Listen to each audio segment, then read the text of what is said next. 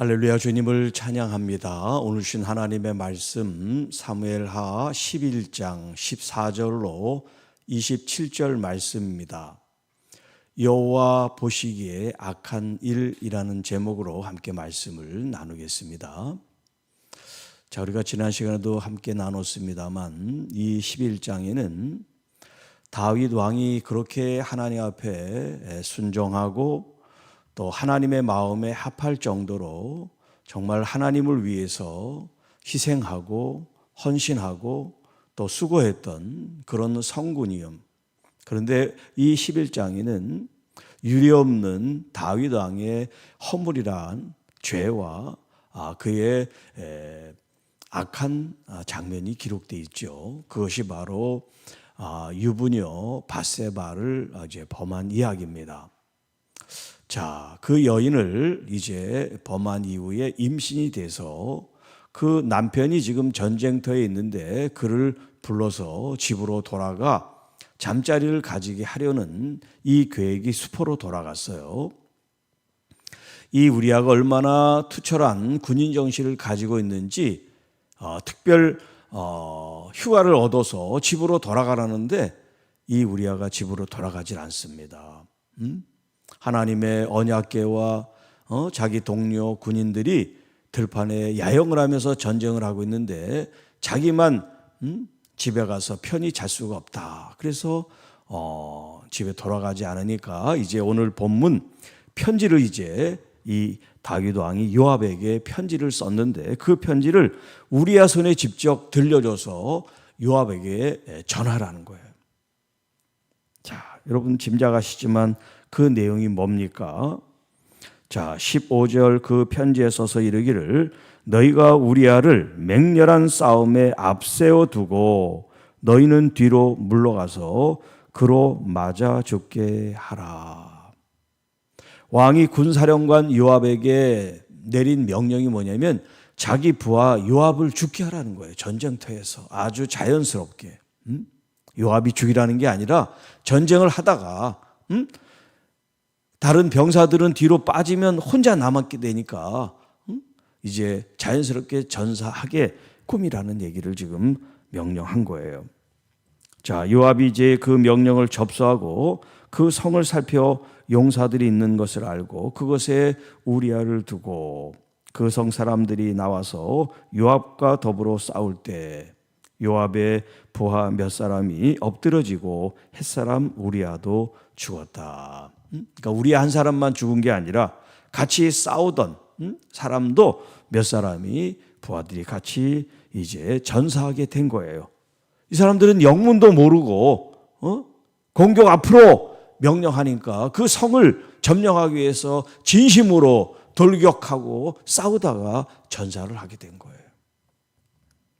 그 전령에게 이제 다윗에게 보고를 해야 되니까 어떻게 전령에게 이제 말할 걸 이 요압 장군이 얘기를 해줍니다. 자, 전쟁의 모든 일을 내가 왕께 보고하기를 마치고 혹시 왕이 그 일로 말미암아 화가 나고 질책하는 일이 있으면 너는 이렇게 답변을 해라라고 이제 가르쳐줘요. 그게 이제 20절에 있죠. 너희가 어찌하여 성에 그처럼 가까이 가서 싸우느냐? 그들이 성 위에서 쏠 줄을 알지 못하였느냐? 여룹 베셋의 아들 아비멜렉을 쳐 죽인 자가 누구냐? 여인 하나가 성에서 맷돌 윗짝을 그 위에 던지매 그가 베데스에서 죽지 아니하였느냐? 어찌하여 성에 가까이 갔더냐 하시거든. 내가 말하기를 왕의 종 햇사람 우리아도 죽었나이다 하라. 자, 지금 이 이야기가 뭐냐면 여룹 베셋이 누구냐면 여러분이 잘 아는 사사 중에 기드온 있죠. 기드온의 이름이 여룹 바알이에요. 여룹 바알 본래 이름이. 그런데 바알은 이방신 이름이잖아요. 그러니까 그 바알 이름을 빼버리고 베셋이라는 이름을 붙였어요. 후대에. 이 기드온의 얘기입니다. 그런데 아비멜렉은 누구냐면 이 기드온의 아들이에요. 아들. 자, 아들이 이 아비멜렉 말고 기드온의 아들이 70명 있었어요. 부인을 많이 둬가지고 자녀들이 70이래요. 그런데 이 아비멜렉이 어떤 마음을 가졌냐면 기드온이 이제 왕처럼 그 나라를 통치하다 보니까 그 기드온의 아들 중 누가가 이제 또 나라를 다스려야 될 거 아닙니까? 그런데 이 아비멜렉이 욕망이 그 정권에 대한 욕망이 있었는지 세겜 사람에게 이제 얘기합니다. 이 70명이 다스리는 거하고 한 사람이 다스리는 거하고 어느 쪽이 좋겠느냐라고 물어요. 여러분 70명이 다스리는 것보다 한 사람이 다스리는 게 낫잖아요. 그러니까는 이 아비멜렉 편을 들어줘요. 그래서 그 형제들을 다 모아요, 한 곳에. 이 아비멜렉이 이제 좋은 말로 이제 모임을 가진 거죠. 그런데 그 자리에서 그 형제들 70명을 다 죽여버려요. 아주 나쁜 놈이죠, 이놈이. 그리고 이제 자기를 지원했던 사람이 세겜인데 세겜 사람들이 그걸 보니까 놀란 거예요. 이 사람이 이게 좋은 마음으로 있는 사람이 아니구나. 그랬더니 거길 쳐들어가서 1000명을 죽입니다. 또 이 아비멜렉이라는 사람이. 그래서 이제 여기 베데스라는 성이 나오는데 그 성까지 점령하려고 이제 다가가는데 그 위에서 어떤 여자가 맷돌이죠, 맷돌. 그걸 가지고 위에서 던져버렸어요. 그래서 아비멜렉이 그 맷돌에 맞아 죽은 이야기예요. 그게 사사기 9장에 아주 자세하게 나와요. 자, 이 얘기가 왜 여기 나오냐면 지금 이스라엘의 이 전쟁사에 이 이야기가 아주 유명하단 말이에요. 그러니까 성 가까이 함부로 가지 말아라. 그런 일이 있으니까. 위에서 공격을 하면 속수무책으로 당하니까 대비책을 가지고 임해야지. 그렇게 함부로 접근했다가는 필패한다. 이게 이제 전쟁사에 내려오는 유명한 이야기란 말이에요. 전술 가운데. 그런데 요압이 아주 전쟁에 능한 군인이고 장수인데 그걸 모르겠습니까? 그러니까 이 왕이 왜 가까이 접근하면 죽을 텐데 왜 그렇게 가까이 가느냐라고 책망을 하면 왕의 부하 햇사람 우리아도 죽었습니다. 그 얘기를 해라는 거예요. 왜냐하면 그 사람을 죽이기 위해 가까이 갔으니까. 무슨 얘기인지 이해하시죠? 자, 그래서 22절에 전령이 가서 다윗에게 이제 요압에게 들은 얘기를 전해줍니다. 모든 일을 다윗에게 얘기를 해요. 자, 그 사람들이 우리보다 우세하여 우리를 향하여 들러 나옴으로 우리가 그들을 쳐서 성문 어귀까지 미쳤더니. 자, 지금 이제 성 안에 있는 이 군인들이 나와서 이스라엘 사람들과 이제 싸우게 됐어요. 처음에는 막 밀리는 것 같지만 요압이 지휘하는 이 군인들이 이 승기를 잡고 막 이제 전진에 들어가고 있는 그런 장면을 묘사하는 거예요. 네, 처음에는 좀 우리가 밀렸는데 우리가 힘을 다해서 이제 적진을 물리치면서 성 가까이에 가게 됐습니다. 그 얘기를 지금 하고 있어요. 그렇게 가까이 갔는데 성 위에서 화살을 쏘면서 그들이 방어를 하기 때문에 군인 몇 사람이 죽고 그리고 햇사람 우리아도 그때 같이 죽었습니다. 그 얘기를 해준 거예요.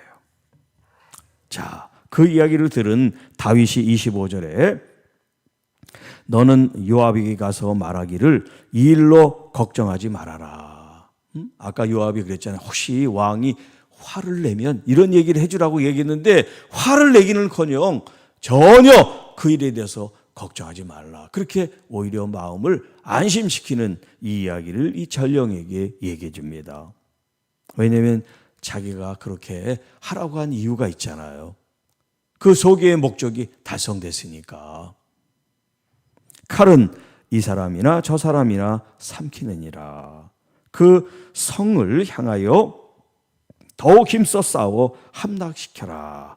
그리고 너는 그를 담대하게 하니라. 이런 이야기를 해주게 돼요. 자, 그리고 이제 장면이 바뀌어서 우리아의 아내 밧세바도 그 남편이 전쟁터에서 죽게 됐다는 이야기를 듣습니다. 그리고 그 남편을 위하여 소리내어 우니라. 자, 이 소리내어 울었다. 물론 여기에 어떤 마음이다라는 것을 표현하고 있지만 어떤 복선을 깔고 있는 그런 의미예요. 소리내어 울었다. 물론 슬프니까 당연히 소리내서 울었겠죠.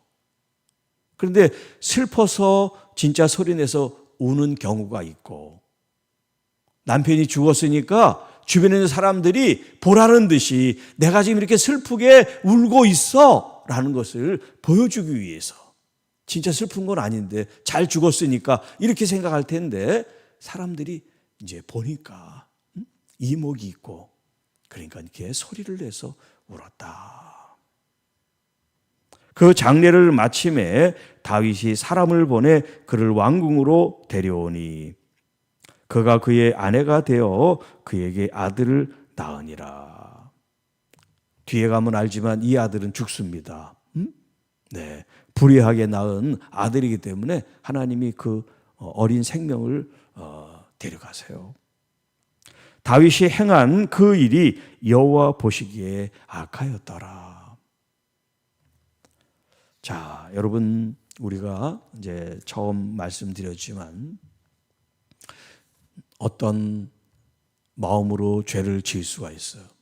뭐 도둑질이든 간음이든 뭐 어떤 미움이든 다툼이든 어떤 죄를 지을 수는 있지만 그 죄를 알았을 땐 빨리 회개하고 돌아와야 되잖아요. 그런데 다윗은 어떻게 했냐면 그 죄를 은폐하기 위해서 살인 교사를 합니다.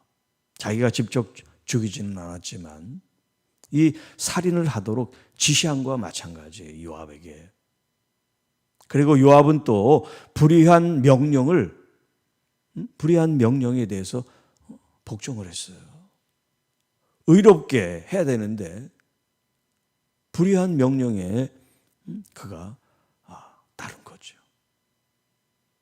그러니까 이 다윗은 살인 교사를 하고 자기 부하로 하여금 불의한 일에 따르도록, 불의한 일에 공모자가 되게 만들었어요. 군사령관을. 그리고 우리아뿐만 아니라 다른 병사도 지금 이 싸움에서 죽을 이유가 없는데 영문도 모르는 몇 사람이 같이 죽게 됐어요. 이게 자기의 죄를 은폐하기 위해서 이런 살인도 불사하는 이런 악을 행하게 됐어요. 그래서 하나님께서 보시기에 악하였다라고 말씀하세요.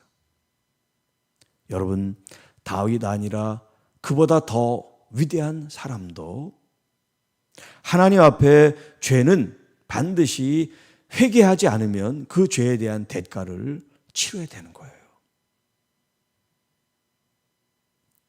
그래서 하나님 보시기에 우리의 말과 행동과 우리의 삶 속에 이런 악이 있지 않은지를 돌아보면서 진심으로 거룩하고 성결한 믿음의 사람이 되어지는 것, 그것이 얼마나 중요한지 몰라요.